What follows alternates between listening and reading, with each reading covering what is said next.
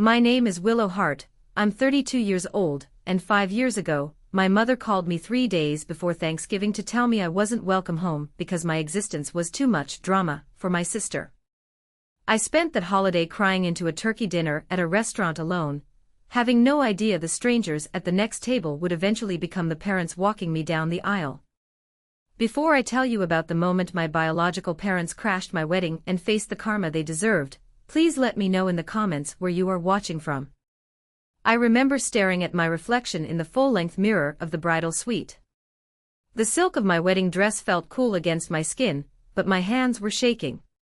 Not from cold and not from pre-wedding jitters. At least, not the normal kind. On the vanity table, right next to my bouquet of white roses, sat a piece of paper that meant more to me than the dress, the venue, or the expensive catering. It was a copy of an adult adoption decree, signed by a judge in the state of Massachusetts. Next to it was the wedding program. I ran my finger over the embossed text, parents of the bride, Arthur and Evelyn Sterling. I took a deep breath, trying to steady my heart rate. Outside this quiet room, out past the rolling vineyards of Napa Valley where hundreds of guests were taking their seats, there was a disturbance at the main gate. My biological parents, Frank and Diane Hart, along with my sister Bella, were arguing with security. They weren't invited. They hadn't been part of my life for years. But they had heard there was a wedding, and like sharks scenting blood in the water, they had come. They thought they were coming to reclaim their property. They had no idea they had already been replaced. Legally. Officially. Permanently. To understand why I was about to let them in, and why I wasn't afraid of them anymore, I have to take you back. Back to the day the last thread of my loyalty to them finally snapped. It was November 21st, exactly 5 years ago. I was standing in my tiny, drafty studio apartment in Boston. The radiator was clanking, fighting a losing battle against the New England winter. I was 27 then, still trying so hard to be the daughter they wanted me to be. I had my suitcase open on the bed, half-packed. I'd bought a non-refundable train ticket to Connecticut. I'd even bought a scented pumpkin candle as a peace offering for my mother, knowing how much she loved appearances. My phone rang. The screen flashed, "Mom."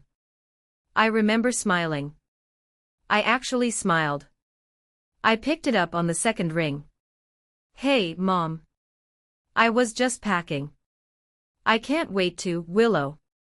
Her voice stopped me dead. It wasn't warm. It wasn't welcoming. It was flat, like a stone skipping over a frozen lake. "I've been thinking, and don't come home this year." I froze. I stood there, holding a folded sweater, my brain unable to process the words. "What? What do you mean? Is Dad okay? Is Bella okay?" "Everyone is fine," she said, her tone impatient, as if I were a telemarketer wasting her time. "It's just. Bella is pregnant again." "I know," I said. "That's great. I bought a gift for the baby. She's fragile, Willow. She needs peace and quiet. She doesn't need the stress. She doesn't want any drama this year." I gripped the phone so hard my knuckles turned white. "Drama? Mom, I haven't spoken to Bella in 2 months. The last time we spoke, I congratulated her." "What drama are you talking about?" My mother sighed, a long, heavy sound that communicated exactly how burdensome she found me. "You know how you get. You always have to make everything about yourself. Last year, you made a scene about the baby shower." "I didn't make a scene." My voice cracked. I hated how small I sounded, like a child again. I asked why I wasn't invited. "That's not a scene. That's a question. I'm her sister. See?" Her voice sharpened. This is exactly what I mean. You're doing it right now. You're arguing. You're making this difficult. Bella needs support, not your sensitivity." I looked out the window at the gray sky. Snow was starting to fall, dusting the fire escape. Mom, I already bought my ticket. It's non-refundable. It was $80. That was a lot of money for me back then. I was freelancing, scraping by, living paycheck to paycheck. Then get a credit for it, she said dismissively. Look, this isn't up for negotiation. We're doing a small, intimate family Thanksgiving. Just us. Bella needs to be the priority right now. Just us. The words hit me like a physical blow. Just us meant Mom, Dad, Bella, and Bella's husband. It meant I was not part of us. So, I'm just supposed to stay in Boston. Alone. On Thanksgiving. You're 27, Willow. Don't be so dramatic. You can survive one holiday on your own. We'll see you at Christmas, maybe. If things settle down. The line went dead. She didn't even say goodbye. She just hung up, having deposited her rejection, and moved on to more important things, like basting a turkey I wouldn't get to eat. I sat on the edge of my bed, the silence of the apartment deafening. My suitcase looked ridiculous now. A pathetic monument to my own stupidity. Of course they didn't want me. Why did I keep trying? I needed to hear it from him. I needed to know if he was part of this. I dialed my father's number. My hands were trembling. He answered on the fourth ring. Hello. Dad? Hey, kiddo. His voice was cautious. He knew. He absolutely knew. Mom just called me, I said, fighting the lump in my throat. She said I can't come home. Did you know? There was a pause. In the background, I could hear the television. Football. He was sitting in his recliner, probably with a beer, letting my mother do the dirty work. She mentioned she was going to call you, he admitted. And you're okay with this? Dad, it's Thanksgiving. You're okay with me spending it alone in an empty apartment while you guys play happy family? Willow, he sighed. It was the sigh of a man who valued his own comfort over his daughter's heart. You know how your mother is. And Bella, she really is stressed. If your mother thinks it's best. I don't care what Mom thinks. I shouted, the tears finally spilling over. I care what you think. You're my dad. Do you want me there? Yes or no? Silence. Just the low murmur of the football game commentators in the background. I think, he said slowly, it's better if you listen to your mother this year. Keep the peace, kiddo. Okay. Just keep the peace. Something inside me broke. It wasn't a loud crack. It was a quiet, final disconnect. For 27 years, I had made excuses for him. I told myself he was just henpecked, that he loved me but was afraid of her. But in that moment, I realized the truth. He wasn't a victim. He was an accomplice. He was choosing his easy life over his daughter. Okay, Dad, I whispered. I'll keep the peace. I hung up. I didn't unpack. I just sat there as the room grew darker. Memories started flooding back, a highlight reel of every time I had been the sacrifice on the altar of Bella's happiness. I remembered my 16th birthday. I had planned a bowling party for months. I had invited 3 friends. It was going to be the first time I was allowed to have a real party.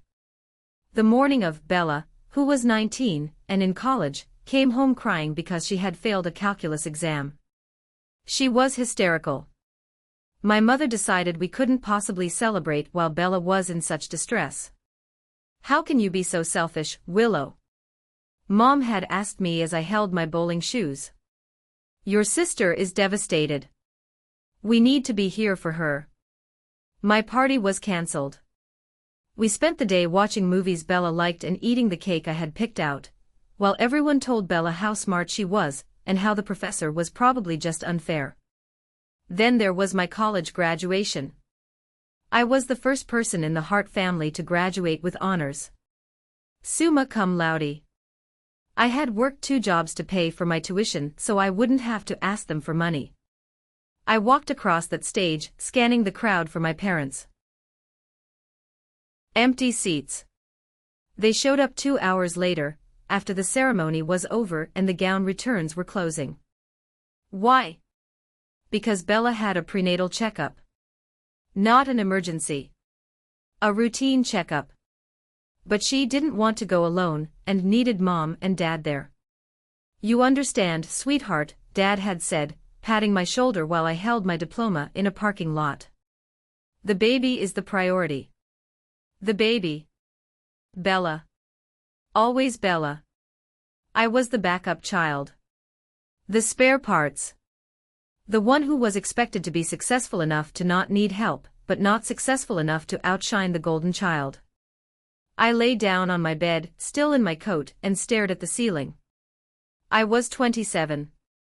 I had no boyfriend, a job that barely paid rent, and a family that had just uninvited me from Thanksgiving. I looked at the pumpkin candle on my dresser. I grabbed it and threw it into the trash can. No, I said to the empty room. My voice sounded strange, rough. I am not doing this. I wasn't going to starve. I wasn't going to eat ramen noodles in the dark. If they didn't want me at their table, I would find my own table. I pulled up Google Maps on my phone. I searched for restaurants open Thanksgiving Boston. Most places were closed. Fast food was an option, but I refused. I deserved a tablecloth. I deserved a turkey. I deserved dignity. I found a place called Harborview Grill. It was an old-school Boston institution. Expensive. Stiff. The kind of place where old money went to eat clam chowder. It was open. I wiped my face, reapplied my mascara, and put on the dress I was supposed to wear to Thanksgiving dinner in Connecticut. It was a deep green velvet. I looked good in it. You are going to go out, I told my reflection. You are going to eat turkey. You are going to drink wine. And you are not going to cry. I was wrong about the crying part. But I was right about going out. Thanksgiving Day in Boston was gray and biting. The wind whipped off the harbor, cutting through my coat as I walked toward the Harborview Grill. The streets were eerily empty. Everyone was inside, warm, surrounded by loved ones. I checked my phone before I entered the restaurant. A mistake. I opened Instagram and there it was. The post. Bella had posted a photo 10 minutes ago. The caption read, "So grateful for my little family. No stress, just love. #blessed #family first." I zoomed in on the photo. They were at the dining room table, the table I had grown up sitting at. My mother was beaming, holding a glass of wine. My father looked relaxed, carving the turkey. Bella was center stage, hands cradling her baby bump, smiling like the Madonna. Her husband, Brad, was laughing. Their toddler was in a high chair. But it was the table setting that gutted me. There were 5 place settings. 5 chairs. There was no empty chair for me. They hadn't set a place and left it empty in a symbolic gesture of "we miss you." They had simply closed ranks. They had pushed the chairs closer together to fill the gap where I should have been. It was a seamless erasure. I wasn't just absent, I was non-existent. I felt a sob rise in my throat, hot and sharp. I shoved my phone into my pocket. Don't let them win, I told myself. If you turn around and go home now, they win. I pushed through the heavy oak doors of the Harborview Grill. The warmth hit me instantly, smelling of roasted sage, butter, and expensive perfume. The restaurant was packed. It was a sea of families. There were grandfathers in tweed jackets, grandmothers with pearls, college kids back for the break, toddlers in fancy dresses. The sound of laughter and clinking silverware filled the air. I felt like an alien. The hostess, a young woman who looked like she'd rather be anywhere else, looked at me. Reservation? No, I said, keeping my chin high. Just one. She blinked. Just one. Yes. Just one. She scanned her book, biting her lip. We're pretty fully booked. I can squeeze you in, but it'll be tight. She led me through the dining room. I felt eyes on me. Or maybe I was just projecting my own insecurity. Every table seemed to be a portrait of happiness. She led me to the back to a small two-top table that was wedged awkwardly near a pillar and the kitchen swinging door. And it was right next to, practically touching, a large, round table set for 8 people. Here you go, the hostess said, dropping a menu. Server will be right with you. I sat down. I unfolded my napkin and placed it on my lap. I tried to look busy. I tried to look like a modern, independent woman who chose to eat alone on a major holiday because she was just too cool for tradition.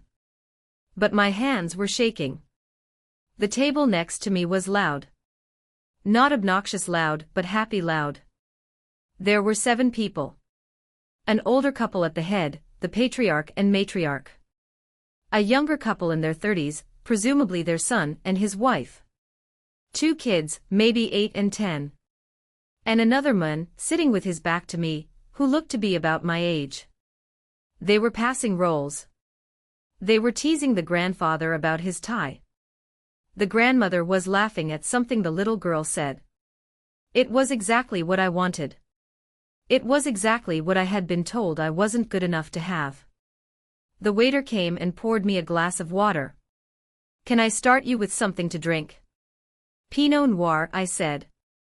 Large glass. He nodded and left. I looked at the menu, the letters swimming before my eyes.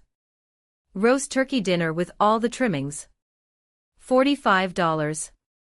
I heard the woman at the next table, the matriarch, speak. Her voice was warm, authoritative but kind. Arthur, stop sneaking rolls to the dog under the table, we don't have a dog here. The whole table erupted in laughter. Force of habit, Evie, the older man chuckled. That sound, the easy, safe laughter of people who didn't have to walk on eggshells, broke me. I didn't mean to cry. I tried to hold it back. I bit the inside of my cheek until it tasted like copper. But a single tear escaped, rolling down my nose. I quickly wiped it away with the cloth napkin. But then another came. And another. My shoulders started to shake. I pressed the napkin to my face, pretending to blow my nose, trying to stifle the sound of my own heartbreak. I was 27 years old, crying into a napkin in a fancy restaurant, 5 feet away from strangers. I was pathetic. Excuse me, dear. I froze. I kept the napkin over my face. Please go away. Please don't look at me. Honey. The voice was closer now. I lowered the napkin. The older woman from the next table was standing right there. Up close, she was striking.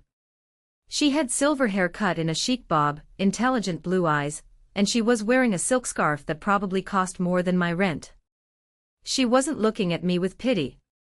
She was looking at me with concern, yes, but also a sort of intense assessment. I'm fine, I choked out, my voice thick. I'm so sorry. Just allergies. The centerpieces. She raised an eyebrow. It was a terrifyingly skeptical eyebrow. The plastic pumpkins give you allergies that make you sob. I let out a wet, involuntary laugh. Okay. Maybe not allergies. My name is Evelyn, she said. She didn't move away. And that is my husband Arthur, my son Daniel, his wife Sarah, their kids, and my youngest son Julian. She pointed to the man with his back to me, who had turned around to look. He had kind eyes, dark hair, and a concerned expression. I'm Willow, I whispered. Well, Willow, Evelyn said, placing a hand on the back of my chair. I have a rule. I used to be a judge, so I'm very fond of rules. And my rule is that no one should eat alone on Thanksgiving. It's bad for the digestion. I shook my head, fresh tears welling up. Oh, no. I couldn't. I don't want to intrude. Really? I ordered wine. We have wine, Arthur called out from the table. He waved a bottle. Better wine than the house poor, I guarantee it. You're not intruding, Evelyn said firmly. We have an empty seat because my nephew couldn't make it from Chicago. The chair is just sitting there gathering dust. Come. Join us. I looked at my tiny, lonely table. Then I looked at them. The younger son, Julian, smiled at me. Mom won't take no for an answer, he said softly. Trust me. I've tried for 30 years. It's easier to just surrender. I hesitated for 1 second more. Then I stood up. Okay, I said. Thank you. The waiter arrived with my wine just as I was moving. Evelyn didn't miss a beat. Bring that glass over here, young man. And bring another setting. They made space for me between Evelyn and Julian. It was awkward for exactly 3 minutes. They introduced themselves properly. They asked me where I lived, South End, what I did, graphic designer, and if I liked pumpkin pie, yes. They didn't ask why I was alone. Not immediately. They just fed me. They passed the mashed potatoes. They included me in the conversation about the Patriots' chances this season. It wasn't until dessert, after the plates were cleared and coffee was poured, that the conversation turned deeper. The kids were playing on an iPad. The noise level had dropped. Evelyn turned to me. Her eyes were sharp, intelligent. So, Willow.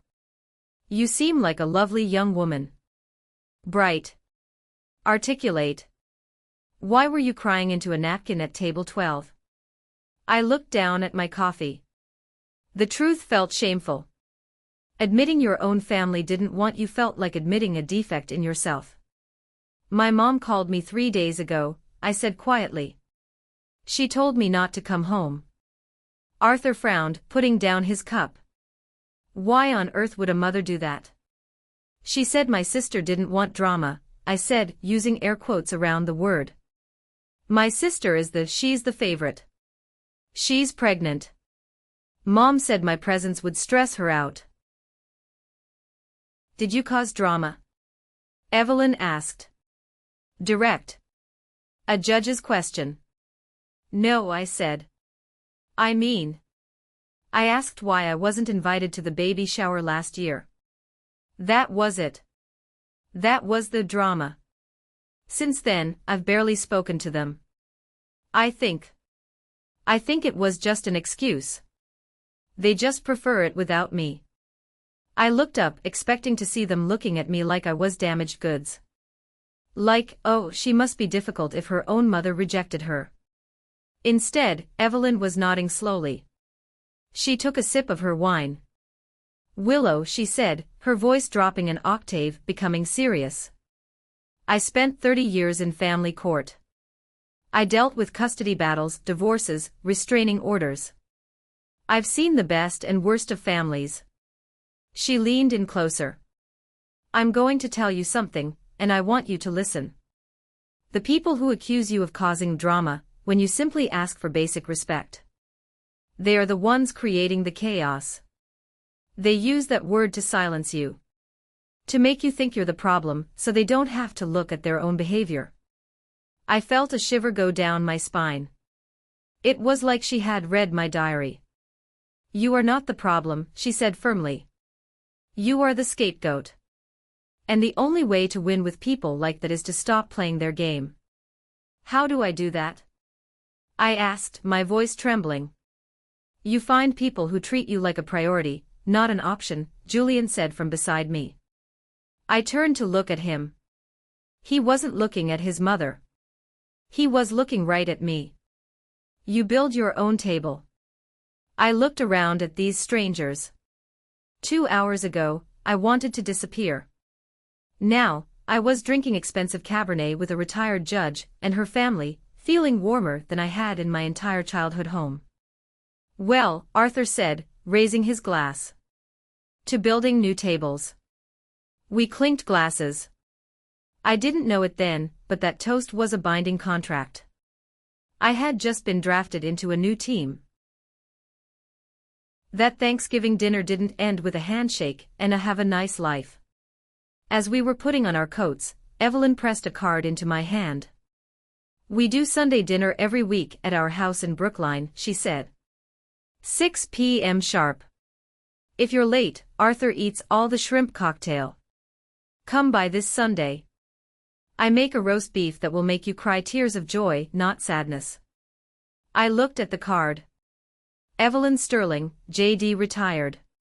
I don't want to intrude, I repeated, the old reflex of making myself small kicking in. Willow, she said, grabbing my gloved hand. You're a graphic designer, right? My husband needs help with his terrible PowerPoint presentations for his guest lectures. You'd be doing us a favor. We're exploiting you for labor. She winked. I went that Sunday. And the Sunday after that. Walking into the Sterling house was like walking into a different world. It wasn't just that it was a beautiful, sprawling Victorian home. It was the feeling of it. In my parents' house, the air was always thick with tension, like a rubber band about to snap. You had to gauge my mother's mood before you spoke. You had to check if Bella was happy before you could be happy. In the Sterling house, the air was light. People debated politics, art, and movies loudly but without malice. If you spilled wine, no one screamed. Arthur just got the salt shaker and made a joke about gravity. I started to heal. It wasn't overnight. It was a slow thaw. I learned to play chess with Arthur in his study. He told me stories about his time as a surgeon, teaching me that mistakes were just data points for improvement, not character flaws. I spent hours in the kitchen with Evelyn. She didn't just teach me how to cook, she taught me how to stand my ground. She told me stories about her toughest cases, about women who found their voices late in life. She was mentoring me, rebuilding my spine one conversation at a time. And then there was Julian. Julian was an architect. He was quiet, steady, the kind of man who noticed when your glass was empty before you did. We started texting. Just funny memes at first, then long conversations about our days. He helped me move apartments when my lease was up. He didn't complain about the boxes. He brought pizza and beer and made it fun. 6 months after that Thanksgiving, he asked me out to dinner. Not a family dinner. A real date. We went to a small Italian place in the North End. I was nervous. I was waiting for the other shoe to drop. Why me? I asked him over pasta. You know my baggage. You know my family is complicated. Julian took my hand across the table. His thumb brushed over my knuckles. I'm not dating your family, Willow. I'm dating you. You're smart, you're funny, and you're incredibly strong. You survived them. That makes you a warrior in my book. I fell in love with him right then. While my life was blooming in Boston, the silence from Connecticut was deafening. Christmas came and went. I didn't go home. I sent a text, Merry Christmas. Staying in Boston this year. My mother replied with a thumbs up emoji. That was it. No, we miss you. No, come visit later. Just a thumb. My birthday passed in March. I got a generic card in the mail signed Mom and Dad with no check and no personal note. Bella didn't call. For the first year, the silence hurt. I checked my phone constantly. I wondered if they talked about me. I wondered if they missed me. But by year 2, the silence started to feel like freedom. I got promoted at work. I went from a junior designer to art director. My salary doubled. I started a college fund for my imaginary future kids, or maybe for Daniel's kids, who had started calling me Auntie Willow. I was becoming a person I actually liked. Then, out of the blue, about 2.5 years in, my phone buzzed with a text from my Aunt Carol. Carol was my dad's sister. She was the family gossip, the flying monkey, who ferried information back and forth. Carol, hi Willow. Long time no see. Your mom says you're doing well. We're planning a 60th birthday party for your dad next month. Are you coming? My stomach clenched. The old panic flared up. Dad's 60th. A milestone. If I missed this, I was the villain. I showed the text to Evelyn that Sunday. We were in the garden, pruning roses. Do you want to go? She asked, snipping a dead head off a yellow rose. I feel like I should go, I said. It's his 60th. That's not what I asked. Do you want to go? Will it bring you joy? Will they treat you well? I thought about it. I thought about walking into that house. I thought about Bella making snide comments about my job or my clothes. I thought about my mother monitoring how much I ate. I thought about my father smiling vaguely and doing nothing to protect me. No, I said. I don't want to go. Then don't, Evelyn said simply. Sends a gift if you want to be polite. But your presence is a privilege, Willow. You don't owe it to people who don't value it. I didn't go. I sent a nice watch. I got a text from Dad saying thanks. Later, I saw photos on Facebook. Aunt Carol had posted them. It was a huge party. Bella was giving a toast, holding a microphone, looking radiant. My parents were looking at her with adoration. I wasn't in the photos. And nobody seemed to notice. That was the moment I realized, I wasn't punishing them by not going. They didn't care. I was only punishing myself by holding on to the hope that they would care. I put my phone down and looked at Julian, who was sitting on the couch reading a book. Hey, I said. He looked up, smiling. Hey. I'm home, I said. I know, he said. And I really was. 3 years after we met, on the anniversary of that fateful Thanksgiving, Julian took me back to the Harbor View Grill. He had reserved the same 2 tables. The tiny one where I sat alone, and the big round one next to it. But this time, we were all at the big table. Arthur, Evelyn, Daniel, Sarah, the kids, and me. We ate turkey. We laughed. And then, right before dessert, Julian stood up. The restaurant went quiet. He got down on one knee.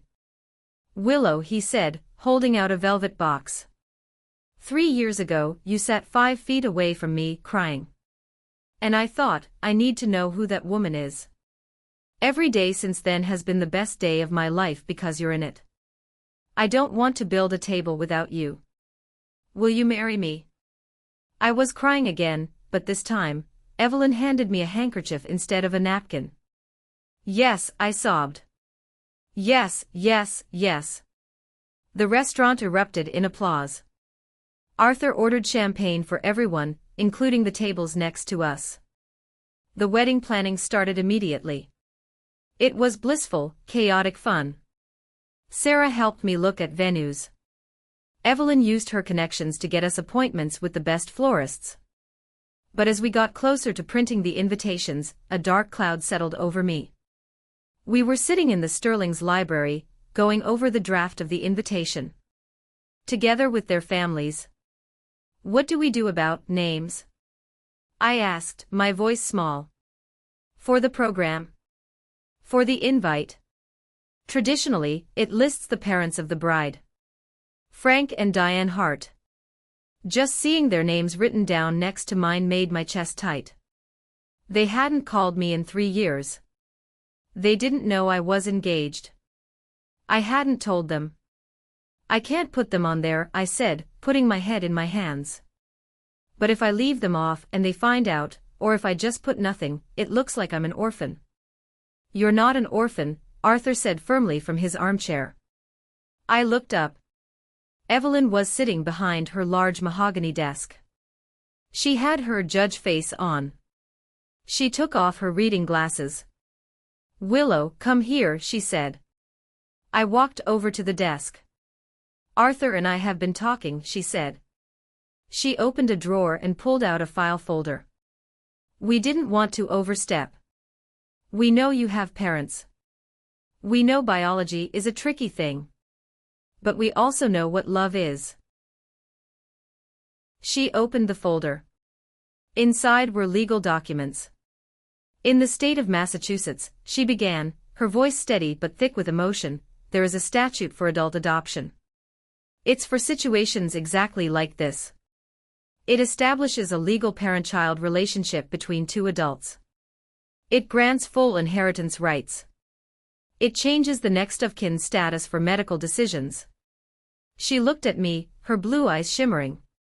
If we do this, Frank and Diane are no longer your legal parents. They have Northwest right to your estate, no right to make medical decisions if you're incapacitated, and no claim on you whatsoever. Your birth certificate gets sealed, and a new one is issued. She pushed the paper across the desk.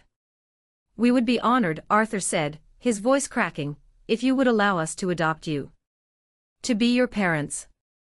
Officially. Legally. Forever. I stared at the paper. Petition for adoption. I looked at Arthur, who had taught me chess and how to change a tire. I looked at Evelyn, who had taught me worth and courage. You want to adopt me? I whispered. I'm 30 years old. We don't care if you're 50, Evelyn said, standing up and coming around the desk. You're our daughter, Willow. We just want the law to catch up with our hearts. I broke down. I collapsed into Evelyn's arms. Arthur joined the hug, creating a protective shell around me. Yes, I cried into Evelyn's shoulder. Please. I want to be a Sterling. The process was surprisingly simple but profoundly emotional. We went to court a month later. It wasn't like criminal court. It was quiet. The judge knew Evelyn, they had been colleagues. Evelyn, the judge smiled. Coming out of retirement. Just for this, Your Honor, Evelyn said. The most important case of my career. I stood there, raising my right hand. I swore to accept them as my parents. They swore to accept me as their child. When the judge banged the gavel and said, petition granted, I felt a physical weight lift off my shoulders. The invisible tether that had bound me to Frank and Diane, the obligation, the guilt, the but they're your family narrative, snapped. I was free. I held the new birth certificate in my hands. Mother, Evelyn Sterling. Father, Arthur Sterling.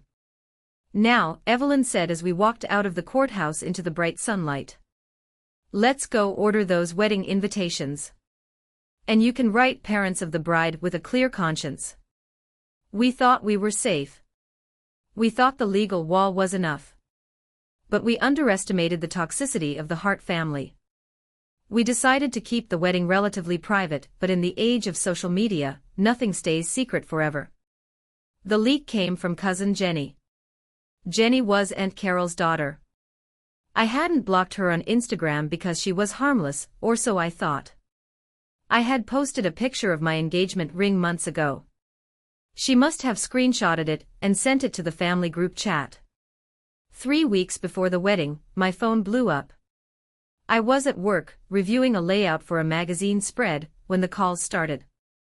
Mom calling. Mom calling. Mom calling. I stared at the screen, my heart hammering against my ribs. I silenced it. Then came the texts. Mom picking up the phone, Willow. Now. Mom, Aunt Carol says you're getting married. Is this a joke? Mom, who is he? Why haven't we met him? Mom, call me immediately. Do not disrespect me like this. I felt the old panic rising, the conditioned response to obey. But then I touched the locket necklace Evelyn had given me for my adoption day. I remembered the court order. I didn't owe this woman anything. I blocked the number. I blocked Dad. I blocked Bella. I went home and told Julian. They know. Let them know, Julian said, his jaw setting tight. They can't do anything. We have security for the venue. They're not invited. But Diane Hart was not a woman who accepted silence. 2 days later, on a Tuesday evening, the buzzer to our apartment building rang. I looked at the video intercom. My blood ran cold. It was Diane and Bella. They were standing in the lobby vestibule. Let us up, Willow, Diane said to the camera, her voice distorted by the speaker. We know you're home. We saw your car. I'm calling the police, Julian said, reaching for his phone. No, I said. I don't know why. Maybe I needed closure. Maybe I needed to look them in the eye one last time with my new strength. Let them up. I'll handle this. Julian looked unsure. I'll be right beside you. I opened the apartment door. They stepped out of the elevator. My mother looked older. Her mouth was pinched in a permanent line of dissatisfaction. Bella looked polished. Perfect hair, expensive maternity clothes, she was pregnant with her third now, and a look of utter entitlement. Well, Diane said, stepping into my hallway without asking. She looked around the apartment, which was nice, much nicer than the studio I used to live in. You've done well for yourself. No thanks to us, I suppose, since you cut us off. What do you want? I asked. I didn't offer them water. I didn't invite them to sit. We want an explanation, Bella said, crossing her arms. We hear you're getting married. To an architect. And we had to find out from Cousin Jenny. It's embarrassing, Willow. People are asking questions.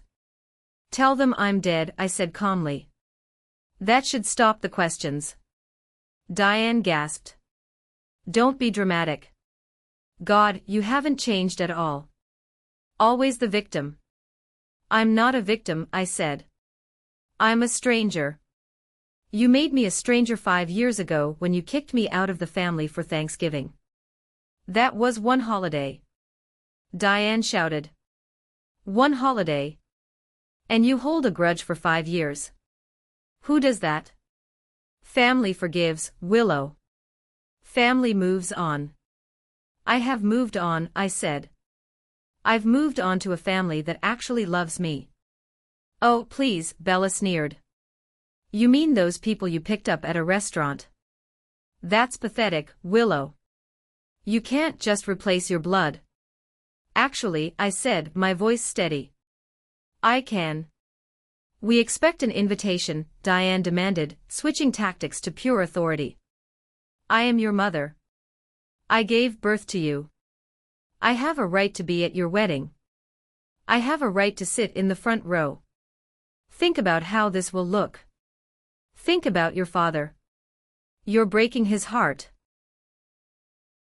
Where is Dad? I asked. He's in the car, Diane said. He was too upset to come up. Typical. Here is the reality, I said, stepping closer to them. You are not invited. You will not be invited. If you show up, you will be escorted out. I don't care how it looks. I don't care about your embarrassment. And I don't care about Dad's heartbreak, when he couldn't even be bothered to come upstairs to fight for me. You will regret this, Diane hissed, her face turning red. When I die, when you're at my funeral, you will regret treating me like this. You'll want your share of the inheritance, won't you? Well, keep this up and you'll get nothing. I laughed. It was a genuine laugh. Inheritance. You think I want your money? I have a career. I have a life. I don't need anything from you. I opened the door and pointed to the elevator. Get out. You're making a mistake, Bella said, shaking her head. I was actually going to ask you to be the godmother to this baby. I was going to let you back in. I don't want back in, I said. Get out. They left, fuming, leaving a trail of expensive perfume and toxicity in the hallway. I shut the door and locked it. My hands were shaking, but this time, it was from adrenaline, not fear. Julian hugged me from behind. You were amazing. They're going to come to the wedding, I said, resting my head against his chest. I know her. She won't let this go. She needs to win. Then we'll be ready, Julian said. The wedding day dawned perfect. The Napa Valley sky was a piercing, cloudless blue. The air smelled of grapes and sun-baked earth. We had rented a private estate for the weekend. The ceremony was set to take place on a lawn overlooking the valley, followed by a reception in a glass-walled barn. Everything was going smoothly. I had my something borrowed, Evelyn's diamond earrings, my something blue, a ribbon sewn into my dress, and my something new, my last name.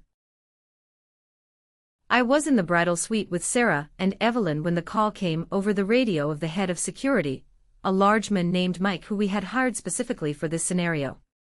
Mrs. Sterling, Mike's voice crackled. Evelyn picked up the walkie-talkie. Go ahead, Mike. We have a situation at the main gate. A Mr. and Mrs. Frank Hart. And a younger woman. They claim to be the bride's parents. They're demanding entry. They're making quite a scene. Threatening to call the police and claim we're holding their daughter hostage. Evelyn looked at me. The room went silent. Do you want me to have them removed? Mike asked. I can call the sheriff. We can have them trespassed. I walked to the window. I couldn't see the gate, but I could imagine them. Diane screaming about her rights. Frank looking at his shoes. Bella looking indignant. If I sent them away, they would play the victim forever. They would tell everyone I was a monster who had security drag her own parents away. They would never see the truth. They would never see what I had become. No, I said. Evelyn looked at me. Willow. You don't have to do this. I want them to see, I said. My voice was calm. Strangely calm. I want them to see what they threw away. I want them to see Arthur walk me down the aisle. I want them to see that I didn't just survive without them, I thrived. I took the walkie-talkie. Mike? It's Willow. Yes, ma'am. Let them in. But do not seat them in the front. Put them at the very back table. Table 19. It's near the restrooms and the kitchen service door. The irony wasn't lost on me. It was exactly where they would have put me. Understood, Mike said. I'll have 2 guards shadow them closely. Thank you. I handed the radio back. Evelyn smiled, a fierce, proud smile. That's my girl. Half an hour later, the music started. A string quartet playing a version of Can't Help Falling in Love. I hooked my arm through Arthur's. He looked dashing in his tuxedo. He patted my hand. Ready? He asked. Ready. We stepped out of the villa. The guests stood up. As I walked down the aisle, I focused on Julian waiting at the altar. He looked handsome, nervous, and full of love. But out of the corner of my eye, as we passed the back rows, I saw them. They were sitting at the very last table. Diane was wearing a white dress. Of course she was. She wore a white, lace cocktail dress, a deliberate attempt to upstage the bride. Bella was in neon pink. Frank was in a suit that looked a size too big. I saw the shock on their faces when they saw Arthur. They had expected me to walk alone. Or maybe they expected Frank to be called up at the last minute to do his duty. Instead, they watched a tall, distinguished man with silver hair, a man who looked at me with absolute pride, escort me toward my future. I didn't look at them. I kept my eyes forward. I walked past them like they were ghosts. The ceremony was beautiful. We wrote our own vows. When Julian promised to always build a bigger table, I heard a few sniffles from the audience. After the kiss, after the cheers, we walked back up the aisle. This time, I looked directly at them. Diane's face was a mask of fury. She was gripping her clutch so hard I thought it might snap. Frank looked devastated. He looked like a man who had just realized he bet on the wrong horse. Bella just looked bored, scrolling on her phone, probably posting about how tacky the wedding was. The reception began. The wine flowed. The food was incredible, no turkey, we insisted on steak and lobster. We entered the reception hall to loud applause. We did our first dance. Then came the speeches. Daniel gave a hilarious speech about Julian. Sarah gave a sweet one about gaining a sister. Then, the DJ took the microphone. Ladies and gentlemen, he boomed. And now, please welcome to the floor for the father-daughter dance, the bride, Willow, and her father, Arthur Sterling. The room cheered. But before Arthur could step onto the dance floor, there was a screech of a chair being pushed back violently. Stop. The voice cut through the room like shattered glass. Diane was standing at table 19. She marched into the center of the room, past the horrified guests. Frank and Bella trailed behind her, looking like they wanted to disappear but couldn't abandon the ship. Stop this charade! Diane screamed, pointing a finger at Arthur. You are not her father. The music cut out. The room went deadly silent. Diane turned to me, her face twisted and ugly. How dare you? How dare you let this stranger take your father's place? After everything we've done for you. You ungrateful little brat, she spat. We are your family. We are your blood. You don't get to just swap us out because you found someone with more money. She looked around the room, playing to the audience. She's my daughter. I gave birth to her. This man, he's stealing my daughter. She looked at Arthur with pure venom. You should be ashamed of yourself. Stealing another man's child. I stepped forward, my hands shaking, ready to scream. But Arthur put a hand on my shoulder. Gentle. Firm. He stepped in front of me. He didn't yell. He didn't look angry. He looked like a judge handing down a life sentence. He waited for the room to be absolutely silent. He adjusted his cufflinks. And then he spoke the 7 words that would end the Hart family's reign of terror over my life. The silence in the reception hall was absolute. It was the kind of heavy, suffocating silence that usually precedes a natural disaster. 300 guests, friends, colleagues, extended family, were frozen, their champagne glasses halfway to their lips, staring at the woman in the white cocktail dress, who had just shattered the happiest moment of my life. Diane Hart stood panting in the center of the dance floor, her chest heaving with self-righteous fury. She looked triumphant, as if she expected the crowd to rally behind her, to applaud her bravery for rescuing her daughter from the clutches of these impostors. My hands were trembling so hard I had to clench them into fists at my sides. Julian stepped forward, his face dark with anger, ready to physically remove them, but Arthur held up a hand. Arthur Sterling was a man of medicine, a healer, but in that moment, he looked like a warrior. He adjusted his microphone stand. He didn't shout. He didn't lose his temper. He simply looked at my biological mother with a mixture of profound pity and steely resolve. We didn't steal her, Arthur said, his voice amplified, clear and calm, echoing off the high wooden beams of the barn. You threw her away. 7 words. Just 7 words, but they hit Diane like a physical slap. She recoiled, blinking rapidly, her mouth opening and closing like a fish out of water. Excuse me, she screeched, her voice cracking. How dare you? I raised her. I fed her. I clothed her for 27 years. You housed her, Arthur corrected gently. You didn't raise her. Raising a child requires showing up. Raising a child requires making them feel safe. Raising a child means never, ever telling them they are unwelcome in their own home because they are inconvenient. You don't know anything about our family. Diane yelled, looking around for support. Frank. Tell him. All eyes turned to my father. Frank Hart looked terrified.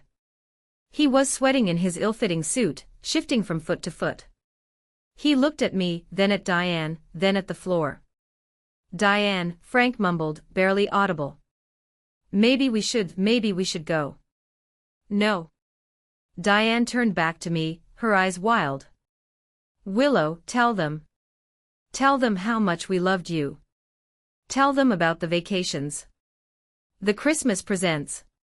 You're letting them paint us as monsters. I took a step forward. I felt Julian's hand on the small of my back, a solid anchor. I looked at the woman who had given birth to me. For the first time in my life, she looked small. The monster under my bed was just a bitter, lonely woman in a tacky white dress. You want me to tell them? I asked, my voice trembling slightly but gaining strength with every syllable. Okay. I'll tell them. I took the microphone from the stand. I faced the room, then turned to her. You loved me when I was easy, I said. You loved me when I was quiet. You loved me when I was getting good grades and making you look good. But the second I had a need. The second I had a feeling that wasn't convenient for Bella. I was drama. I was too much. That is not true. Bella shouted from behind her mother. You always had to be the center of attention. I spent Thanksgiving alone in a restaurant 5 years ago, I said, cutting her off. Because Mom told me not to come home. She said you didn't want the stress. I sat at a table for one while you posted photos of a full house. That wasn't me being the center of attention, Bella. That was me being erased. A murmur went through the crowd. I saw shock on the faces of my guests. And these people? I gestured to Arthur and Evelyn. They didn't know me. They owed me nothing. But they saw a girl crying into a napkin, and they pulled up a chair. They have spent the last 5 years healing the damage you did. They showed me that love isn't a transaction.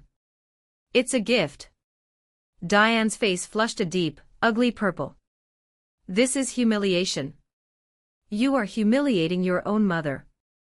No, Diane, a sharp, authoritative voice cut in. Evelyn stepped forward. She wasn't holding a microphone, but she didn't need one.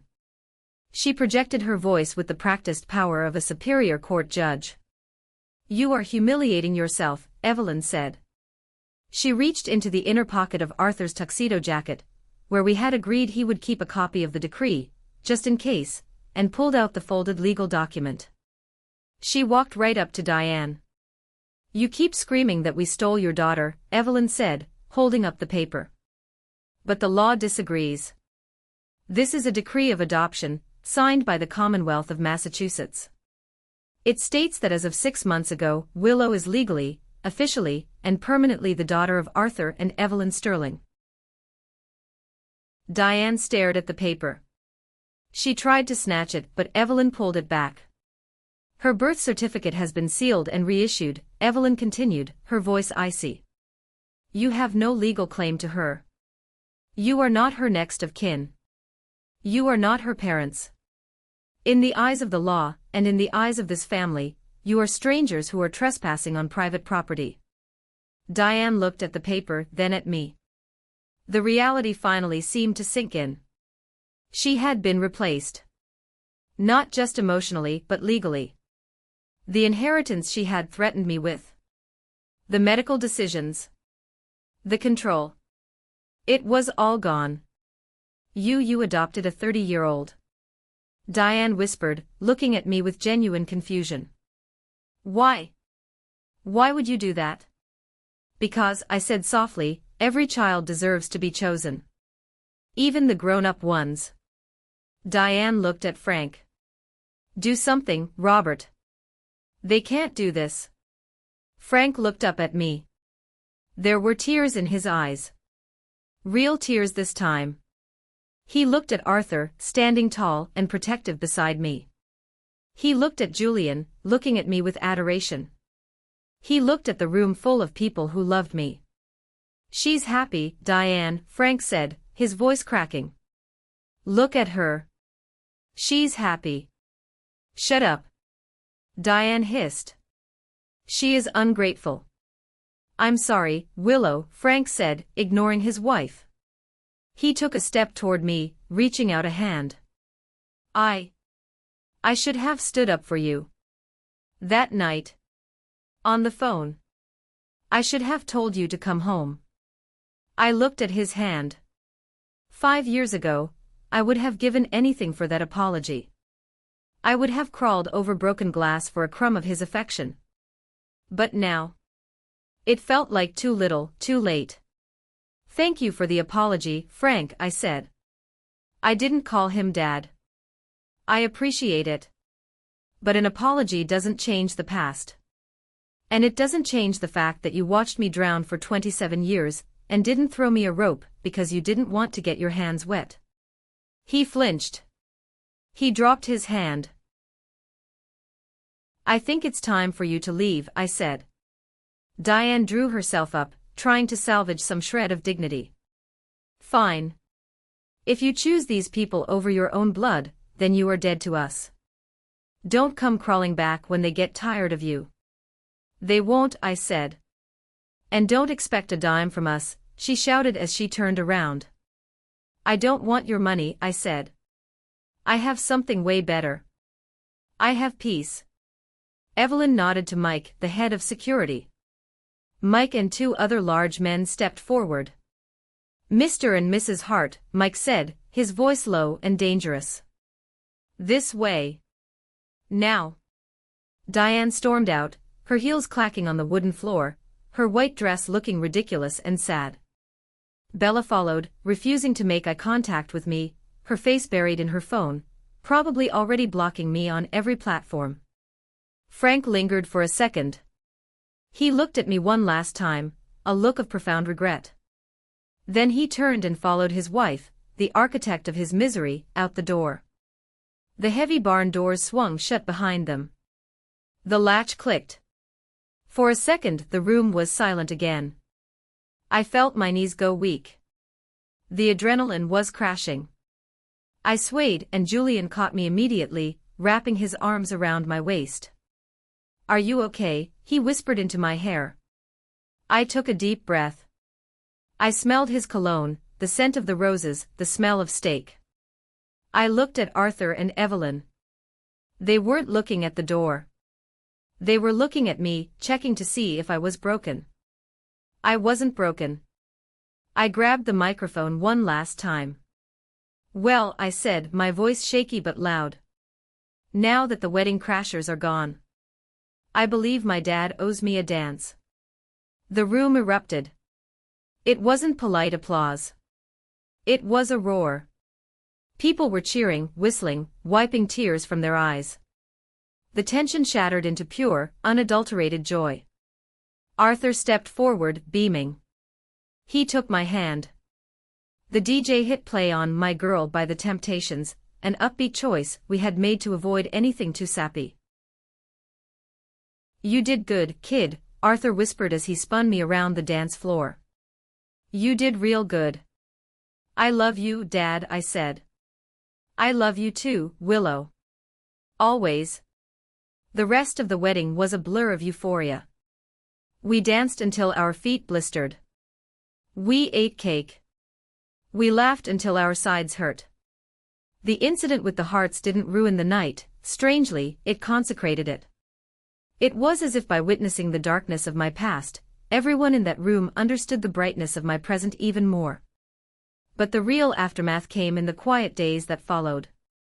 We honeymooned in Italy, and for 2 weeks, I didn't check my phone. When we got back to Boston, the fallout had settled like ash after a fire. Aunt Carol had tried to reach out, acting as a flying monkey again. She sent a long, guilt-tripping email about how I had destroyed the family publicly, and how Diane was bedridden with grief. I didn't reply. I forwarded the email to Evelyn. Evelyn sent a reply. I don't know exactly what it said, but it was on her legal letterhead, and it likely mentioned harassment statutes. Aunt Carol never contacted me again. Diane took to Facebook, of course. Friends sent me screenshots before I could tell them to stop. She posted vague, passive-aggressive quotes about ungrateful children and serpents in the bosom. But something shifted. The comments on her posts weren't the usual echo chamber of sympathy. People had been at the wedding. Or they had heard from people who were at the wedding. One of Diane's oldest friends commented, "Diane, honestly, stop. We heard what happened. You should be ashamed." Diane deleted her account the next day. About a month after the wedding, a letter arrived in the mail. No return address, but I recognized the handwriting immediately. It was perfect, loopy, girlish script. Bella. I stood over the kitchen trash can, debating whether to throw it away unopened. Julian was at work. It was just me and the letter. Curiosity won. I opened it. "Willow, I'm not writing to apologize. I know you don't want to hear it, and honestly, I don't think I did anything wrong. We were just trying to be a family. But I wanted to tell you something. When I saw you at the wedding, when I saw you stand up to Mom, I hated you. I hated you so much. Not because you were rude. But because you got out. Mom drives me crazy every single day. She criticizes my parenting, she controls my husband, she runs my life. I wanted to leave so many times. But I was the good one. I was the one who stayed. And I thought that meant I won. Seeing you happy, seeing you with parents who actually listen to you, it made me realize I lost. I'm not going to leave them. I can't. I need the help with the kids, and I need the money. But I just wanted you to know. You were the lucky one. You got out. Have a nice life. Bella, I read it twice. It was the most honest thing my sister had ever said to me. It was a confession of a prisoner looking through the bars at the escapee. She was the golden child, yes, but gold is a heavy metal. She was weighed down by their expectations, trapped by her own dependency. I didn't feel angry anymore.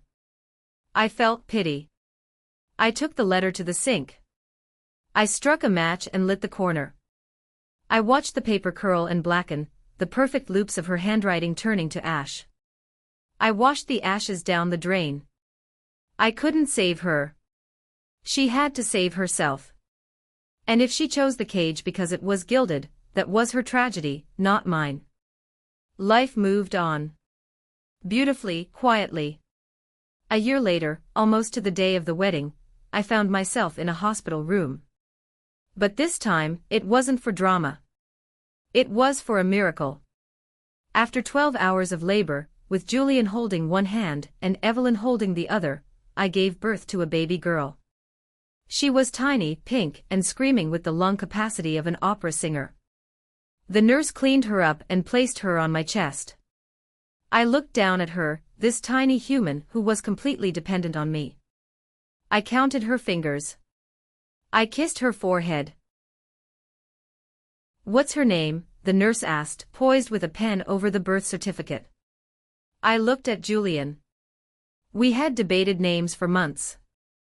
But in that moment, looking at Evelyn, who had tears streaming down her face, the choice was obvious. "Hope," I said. "Hope Evelyn Sterling." Evelyn gasped. She covered her mouth with her hand. "Oh, honey. You don't have to." "I want to," I said. "I want her to carry the name of the woman who taught me how to be a mother." Arthur was weeping openly in the corner. "Grandpa Artie," he sniffled. "It has a nice ring to it."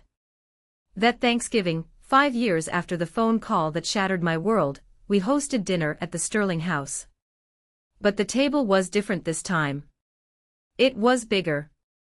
We had extended the dining table with 2 extra leaves. There was Arthur and Evelyn, Daniel and Sarah and their kids, me and Julian, baby Hope in her high chair, mashing sweet potatoes into her hair. And there were others. We had invited a neighbor whose wife had passed away. We invited Julian's colleague who was going through a divorce. We invited the young intern from my office who couldn't afford to fly home to Oregon. The table was crowded. It was loud. It was chaotic. There were mismatched chairs dragged in from the kitchen. I stood up to make a toast. I tapped my glass. 5 years ago, I said, looking around the room, I sat at a table for one. I thought I was unlovable. I thought family was something you were born into, and if you lost the lottery, you were doomed to be alone. I looked at Arthur and Evelyn. I looked at Julian. I looked at my beautiful daughter. But I learned that family isn't about whose DNA you share. It's not about obligation. It's about choice. It's about the people who see you when you are invisible. The people who make room for you when the world tries to squeeze you out. I raised my glass. To the family we choose, I said. And the family that chooses us back. To family, everyone cheered. I took a sip of wine. It tasted like victory. Outside, the snow was falling softly on the streets of Brookline. Somewhere in Connecticut, I knew my biological parents were probably sitting at a perfectly set table, eating a quiet, polite meal with Bella, maintaining the appearance of perfection while rotting from the inside out. It is okay to walk away. It is okay to fire your toxic family members. It is okay to find strangers in a restaurant and let them love you until you learn to love yourself. You deserve a seat at the table. And if they won't give you one, go build your own. Thank you for listening.